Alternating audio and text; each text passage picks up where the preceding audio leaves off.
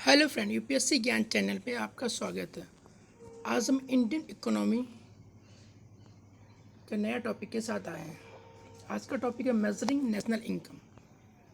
चलिए आते हैं, इसका फैक्ट देखते हैं, इस रिलेटेड सारे टॉपिक को पढ़ते हैं।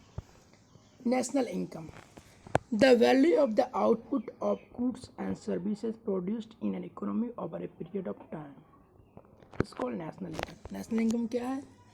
जो जितना भी गुड्स एंड सर्विसेज प्रोड्यूस होता है एक इकोनॉमी में, वो सबका आउटपुट जो होता है, फाइनल जो कॉस्ट होता है, उसे बोलते हैं नेशनल इनकम। ओके, आइए इससे संबंधित सारे फैक्टर को पढ़ते हैं जो इसके मेजरिंग में आसान बनाता है और अलग अलग तरीका है। ठीक है, आते हैं जीडीपी पढ़ते हैं पहले।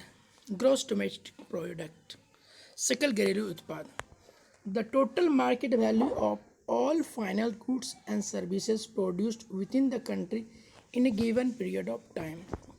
एक निश्चित समय में, जैसे फाइनेंशियल ईयर हुआ, कोई फाइनेंशियल ईयर हो गया या क्वार्टरली हुआ, एनुअली हुआ, जितना भी प्रोडक्ट है सबका अंतिम प्रोडक्ट है, उसका टोटल मार्केट वैल्यू होता है, उसे बोलते हैं जीडीपी। जैसे तो अंतिम मतलब फाइनल गुड्स एंड सर्विसेज, मतलब अंतिम वस्तु का मूल्य। जैसे मानिए देखिए जीडीपी में जो इंक्लूड होता है, किसान 1,000 रुपया का कपास उत्पादन किया, ठीक है, धागा कंपनी उससे किसान से धागा खरीदा 1,000 रुपया का और उसे धागा बना के 2,000 रुपये में बेच दिया। फिर कपड़ा कंपनी धागा को कर दी 2,000 रुपया में और वो कपड़ा बना के 3,000 रुपया में बेच दी कोई कंपनी को, जिसे शर्ट रेडीमेड शर्ट बनाई उसे बेच दी। वो शर्ट वाली कंपनी जो 3,000 में खरीदी कपड़ा, वो क्या कि 4,000 में मार्केट में बेच दी। ये सब प्रोसेस में जो हुआ, किसान से 1,000 रुपये में किसान बेचा, लास्ट मार्केट में 4,000 रुपया में आया। तो जब हम नेशनल इनकम जब जीडीपी ऐड करेंगे, मतलब कैलकुलेट करेंगे, तो 4,000 रुपया को ही सिर्फ शामिल करेंगे, वो सबको नहीं करेंगे। ये ऐसा करने के पीछे यही है कि दोहरी गणना ना कर पाए, मध्यवर्ती वस्तुओं का मूल्य की समस्या से हम निपटान कर सके। ओके फ्रेंड, नेक्स्ट है GDP includes the production within a country by all producer, citizen as well as foreign multinational company. GDP के अंतर्गत क्या होता है? जो भी उत्पादन होता है कंट्री के अंदर, हमारे सीमा के अंदर, चाहे वो हमारे नागरिक के द्वारा हो या विदेशी के द्वारा हो, जो एमएनसी कंपनी है उसके द्वारा हो, सब जीडीपी में इंक्लूड होता है। GDP is geography related concept. ये क्या है? भूगोल आधारित अवधारणा है, मतलब भूगोल, अपना भूगोल के अंतर्गत ही इसमें किया जाता है, इसलिए इसको बोलते हैं geography related concept. Inside the India, India का है तो inside the India border, inside the border of India GDP calculate होता है। GDP focuses on where the output is produce, जहाँ भी आउटपुट प्रोड्यूस होता है वहाँ पे ही जीडीपी में फोकस किया जाता है। ओके, आइए जानते हैं ग्रॉस नेशनल प्रोडक्ट जीएनपी, सकल राष्ट्रीय उत्पाद। GNP capture all that is produced by the citizen of a country, whether it is within the geography of the country or abroad। ये क्या है? All that is produced by the citizen of a country, जो भी citizen के द्वारा, हमारे नागरिक के द्वारा प्रोड्यूस होता है, वो सब इसमें कैलकुलेट होता है। इसमें ध्यान देने की एक बात ये है कि उसमें कि जीडीपी में क्या था, जो देश के अंदर ही हमारे नागरिक के द्वारा या जो मल्टीनेशनल कंपनी के द्वारा उत्पादन हुआ, उस सभी को। यहाँ पे सिर्फ नागरिक के द्वारा, या तो हमारे इंडिया में ही, हमारे भूगोल के अंदर ही, हमारे ज्योग्राफी के अंदर ही, या विदेश में भी जो भारतीय काम करें उनके द्वारा जो पैसा होता है, जो रिमिटेंस के द्वारा भेजते हैं। GNP is citizen related concept, इसलिए इसे बोलते हैं citizen related concept. GNP shows who produce it, ये बताता है कौन को उत्पादन किया है, और वो बताता था हम लोग को कि मतलब क्या प्रोड्यूस हुआ है, कहाँ प्रोड्यूस हुआ, क्या प्रोड्यूस हुआ, ये बताता है कौन प्रोड्यूस किया है। Okay, GNP is GDP plus net factor income from abroad. देखिए ये क्या हो गया, जीएनपी जो हुआ जीडीपी में हम जो है ऐड कर देते हैं, जो इनकम हमारा आया बाहर से उसे भी। पर यहाँ ध्यान देने की बात है, that is from the domestic product we need to deduct what the foreigner have produced in the country, and to that amount we need to add what citizens have produced out the country। इसमें क्या है, जो GDP में जो हम लोग GNP निकालने के लिए क्या करें, जीडीपी में जो हम लोग फॉरेनर के द्वारा जो प्रोड्यूस किया गया था उसको ऐड किए थे। जीएनपी में क्या करेंगे, जीडीपी जब ऐड करेंगे तो उसमें ये फॉरेनर जो प्रोड्यूस किया उसको डिडक्ट कर देंगे, माइनस कर देंगे। आज जो हमारे सिटीजन के द्वारा कंट्री के बाहर में भी प्रोड्यूस किया गया उसे भी ऐड कर लेंगे। ओके फ्रेंड, समझ गए ना। In India GNP is always lower than its GDP. India में हमेशा क्या रहा है, जीडीपी जो है जीडीपी से जीएनपी कम ही रहा है, क्योंकि इसमें क्या होता है बाहर वाला को भी इसमें ऐड किया जाता है। एमएनसी कंपनी जो यहाँ उत्पादन करता है उसे ऐड नहीं किया जाता है, इस वजह से भी ये होता है। और हमारा क्या एक्सपोर्ट कम है, हम लोग इंपोर्ट ज़्यादा करते हैं, ये सब रीज़न है जीएनपी कम होने का हमेशा। देखिए आते हैं जानते हैं GDP is better measure than GNP. कैसे जीडीपी जीएनपी से अच्छा है गणना में। GDP is domestic production where employment is created.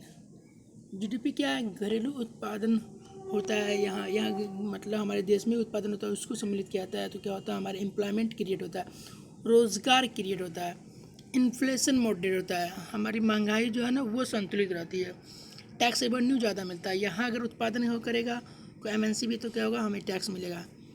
Export can be made for foreign currency earning. क्या होगा, यहाँ उत्पादन ज़्यादा से ज़्यादा होगा हमारे जोग्राफी के अंदर में, तो हम उत्पादन ज़्यादा होगा तो हम एक्सपोर्ट करेंगे तो क्या होगा, हमें फॉरेन करेंसी की प्राप्ति होगी। ओके, जीएनपी का भी कुछ गुण है, एडवांटेजेस हैं, वो क्या है देख लेते हैं। India is a big beneficiary of its remittance from abroad. पता है इंडिया में विदेशों से ज़्यादा पैसा आता है भारतीयों के द्वारा, जो एनआरआई वगैरह हैं वहाँ जो काम करते हैं वहाँ यहाँ भेजते हैं रुपया, जो रिमिटेंस बोलते हैं। इस वजह से जीएनपी का भी लाभ दिखता है। एक्विजिशन ऑफ फॉरेन कंपनी का एक्विजिशन। फिर क्या आया, invest abroad to tap on foreign opportunity. बाहर इन्वेस्ट करते हैं तो एक नया अपॉर्चुनिटी, एक नया रास्ता भी खुलता है। आइए जानते हैं GDP as limitation in coverage. जब जीडीपी कैलकुलेट करते हैं तो क्या इस में समस्या है, क्या इस में छूट जाता है, क्या इसका लिमिटेशन है, क्या इसकी खामियां, ये जानते हैं। GDP does not capture black money. ये ब्लैक मनी को नहीं कवर कर पाता है, जैसे इलीगल एक्टिविटी और टैक्स एवेशन के द्वारा जो होता है, टैक्स चोरी की जगह होता है, इलीगल एक्टिविटी के अंतर्गत स्मगलिंग वगैरह होता है, वो सब जीडीपी में नहीं कैलकुलेट होता है, जबकि बड़ा मात्रा में होता है। Economy is in the informal sector, small and marginal farmer, landless labourers, vegetable vendors, domestic help and so on. ये सब का भी इनकम को इनफॉर्मल सेक्टर वाले को भी जीडीपी में नहीं कैलकुलेट किया जाता है, जो कि इसके लिमिटेशन के अंतर्गत आता है। फिर थर्ड है care economy, domestic work and house keeping. Care economy मतलब डोमेस्टिक वर्क, घरेलू जो कार्य होता है, हाउस कीपिंग वगैरह भी जीडीपी में नहीं कवर किया जाता है। Social services are ignored.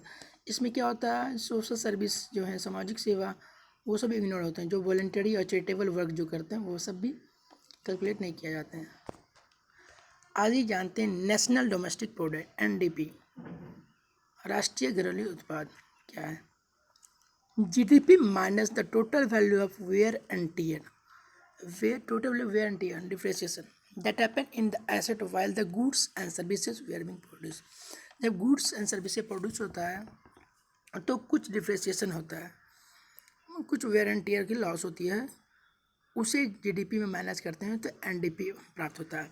Where and tier यहाँ मतलब है, डिप्रिसिएशन का मतलब मूल ह्रास है, यहाँ इसका मतलब जो उत्पादन की प्रक्रिया में जो वस्तु और सेवा का जो उत्पादन होता है, जो प्रयुक्त की जाती है संपत्ति, जैसे कि भवन हुआ, मशीन हुआ, औजार हुआ, इस सब के मूल्य में गिरावट या कमी होना ही हम डिप्रिसिएशन मानते हैं।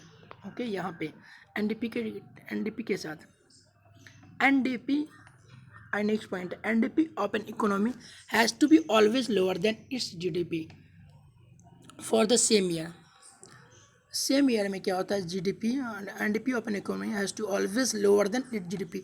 जीडीपी से हमेशा एनडीपी कम ही होता है सेम ईयर के लिए, चूँकि there is no way to cut the differentiation to zero. चूँकि क्या है, लॉस जो होता है कभी ऐसा हो ही नहीं सकता है कि लॉस मूल ह्रास से जीरो हो, कुछ ना कुछ होगा ही, जीरो तो होना संभव ही नहीं। इस वजह से एनडीपी हमेशा जीडीपी से कम ही रहता है। आज जानते हैं नेट नेशनल प्रोडक्ट एनएनपी, शुद्ध राष्ट्रीय उत्पाद क्या है। GNP after deducting the loss due to depreciation. GNP में डिप्रिसिएशन को घटा देंगे तो एनएनपी हम प्राप्त करेंगे। ओके, उसी को हम फॉर्मूला बेस में सेकेंड में लिखे N N P equal to G N P minus depreciation. Next उसी के दूसरे फॉर्म में लिखें N N P is equal to G D P plus income from abroad minus depreciation. Okay, फिर आइए नेक्स्ट देखते हैं national income and gross value added GVA क्या है। ठीक है, gross value added GVA National income is calculated by deducting indirect taxes from NNP and adding subsidy। National income कैसे calculate करते हैं? इनडायरेक्ट टैक्सेस को NNP से घटा देते हैं और सब्सिडी को ऐड कर देते हैं। नेशनल इनकम को हम दूसरे टर्म में NNP एड फैक्टर कॉस्ट भी कर सकते हैं। उसी का जो ऊपर सबसे पहले जो हम पढ़े हैं कैलकुलेशन कैसे किया जाता है नेशनल इनकम का, उसको फार्मूला बेस में नीचे लिखा हुआ है NI national income is equal to NNP minus indirect taxes plus subsidies. Next GVA gross value added मतलब सकल मूल्य वर्धन। ये क्या है? GDP minus indirect tax. GDP में जब इनडायरेक्ट टैक्स को घटा देते हैं तो हम लोग GVA प्राप्त करते हैं। GVA ग्रॉस वैल्यू एडेड सकल मूल्य वर्धन, इसका ये नया कंसेप्ट है। ये वित्तीय वर्ष 2015-16 में इसकी अवधारणा शुरू की गई है भारत में। इसका मतलब क्या होता है ये जानते हैं। ये क्या होता है? किसी देश की अर्थव्यवस्था में सभी क्षेत्र, प्राथमिक हुआ, आपको द्वितीयक हुआ, तृतीयक क्षेत्र के द्वारा कुल अंतिम वस्तु और सेवाओं का जो उत्पादन किया जाता है उसका मौद्रिक मूल्य को ही GVA कहते हैं। ओके फ्रेंड, आते हैं नेक्स्ट टॉपिक पे। क्या है फैक्टर कॉस्ट, क्या है मार्केट कॉस्ट, क्या है पर कैपिटा इनकम। आइए जानते हैं फैक्टर कॉस्ट क्या है। Factor cost, the input cost the producer has to incur in the process of producing something, such as cost of capital, that is interest on loans, raw materials, labor, rent, power।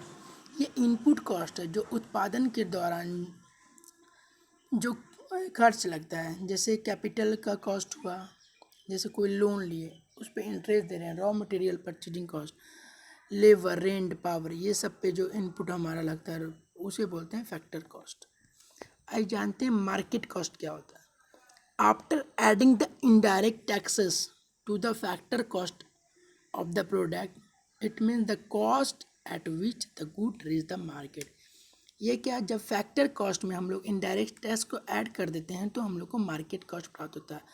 मतलब क्या, जिस मूल्य पे market में वस्तु पहुंचती है उसे बोलते हैं मार्केट कॉस्ट।